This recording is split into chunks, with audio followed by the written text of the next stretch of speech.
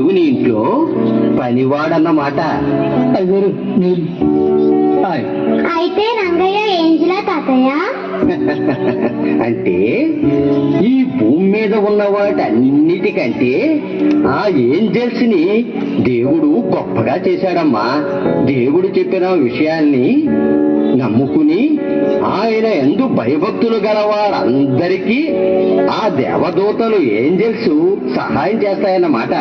కాబట్టి మన రంగయ్య ఇక్కడ పనివాడిగా ఉన్నా దేవుడంటే చాలా భయభక్తులు గలవాడు గనుక ఆ ఏంజల్ కంటే గొప్పవాడన్నమాట. ఏంజల్స్ దేవుని దగ్గర పనిచేసినట్లే మన దగ్గర కూడా